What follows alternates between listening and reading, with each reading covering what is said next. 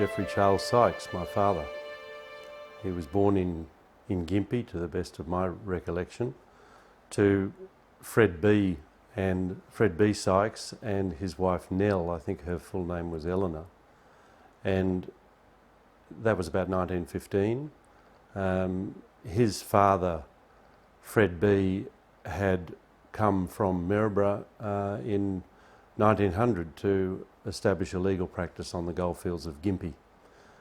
His father before him, I thought, was a coastal shipping captain based in Maryborough.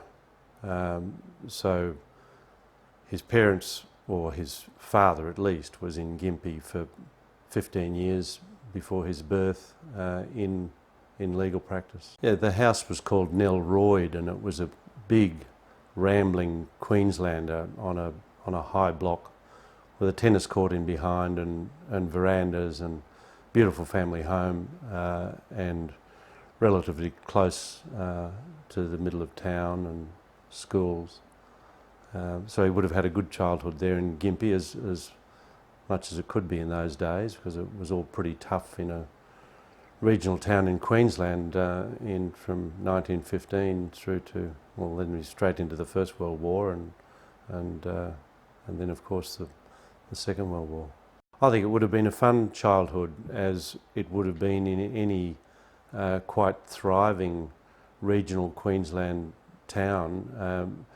Gympie in the gold rush days had 33,000 people, probably a bigger population than it is today, and 33 pubs, which I suppose is a measure of the size of a Queensland town.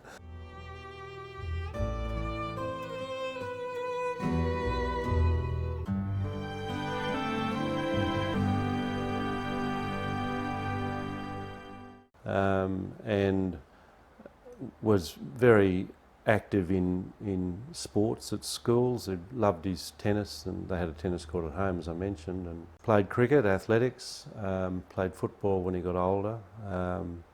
So I think his childhood would have been fantastic, actually, in those days. So Jeff's schooling was in Gympie. There was a primary school there, and after that he went to the Gympie High School, which in those days was a very highly regarded high school, probably because of the numbers in the population in Gympie in the early part of the 20th century. And that school produced, I think, Fisher, a Prime Minister, and people like Hanger, who ended up in the Queensland Supreme Court. So that was his schooling, and in those days to become a lawyer, I think the only option to university, which was quite hard to achieve a place in a law school, was to work in a legal office as an article clerk, which is a bit like an indentured apprentice. For 5 years, study at night, the solicitors board ran the exams, and then if you passed the exams and did your time and you were certified as qualified by your master in articles, who was a senior solicitor, then you were admitted to the Supreme Court.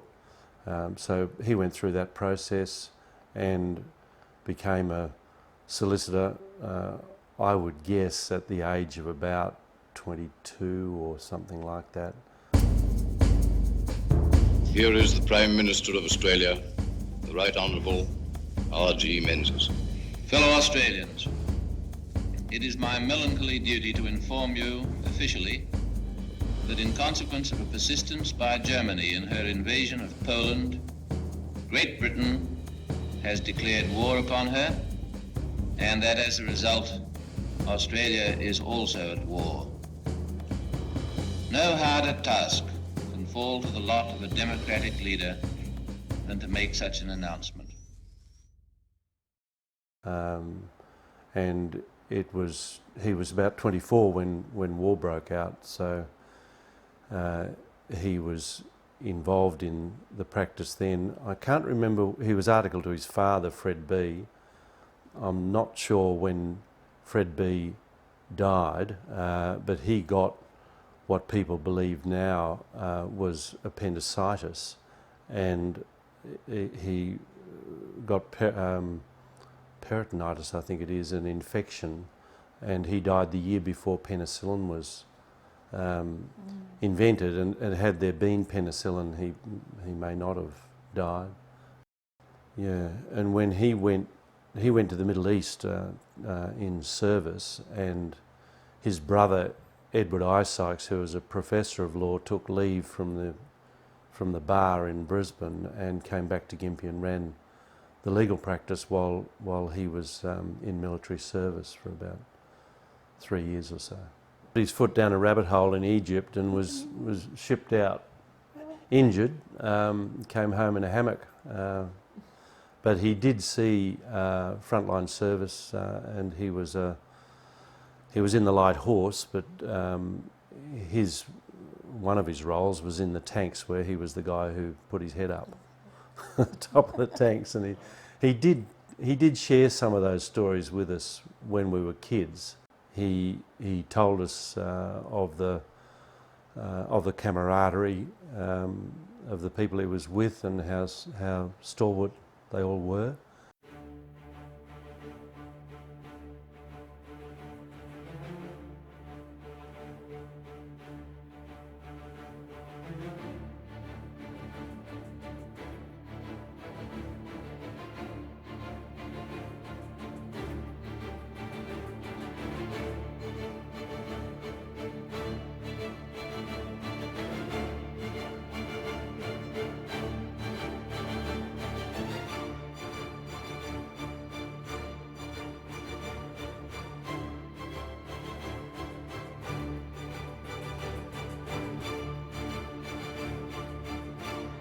And the joy of getting anything from home.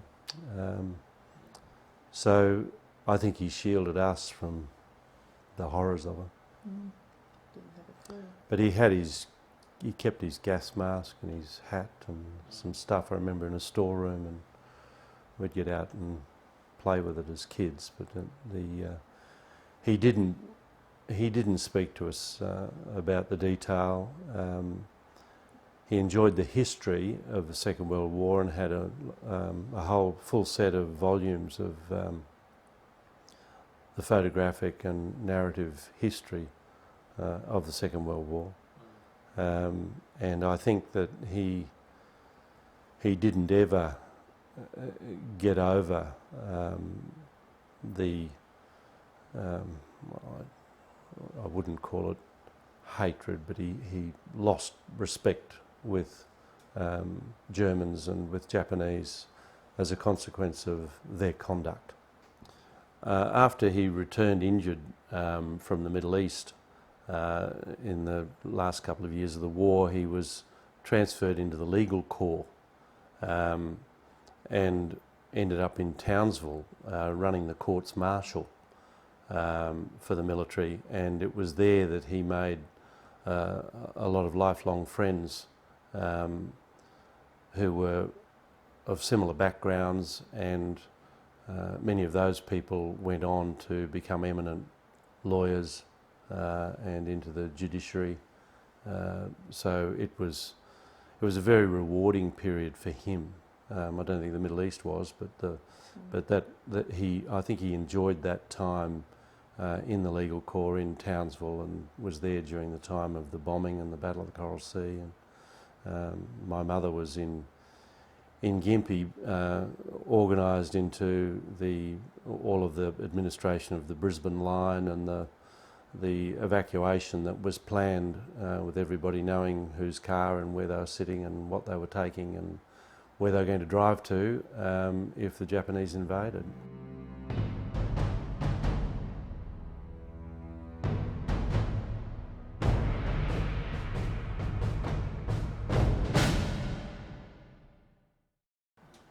So I think his military career ended on a high note because of those relationships.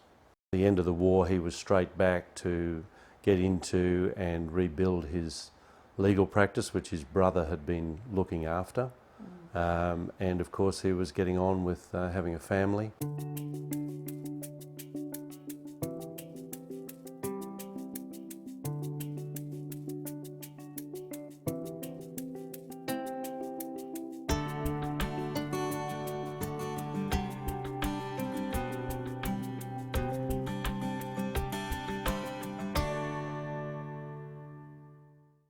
My brother was born in May 45 and I was born in September 46.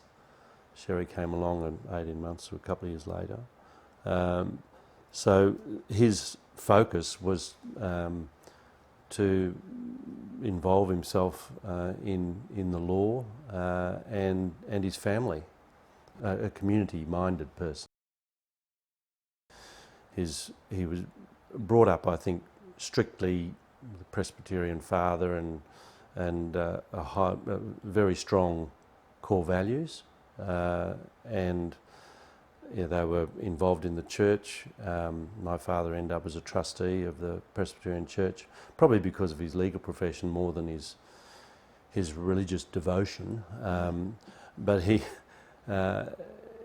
wasn't an outwardly religious man, but he was very strong-minded ethically in the Masonic Lodge, and very much a believer in looking after the community and giving back, and did a lot of pro bono legal work for people who needed it.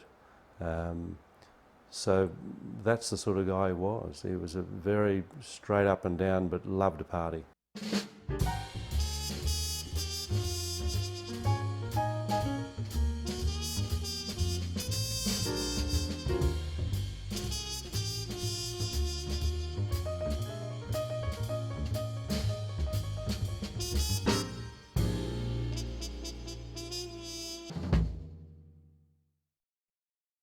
Loved a bit of fun as well, so it was a good mix.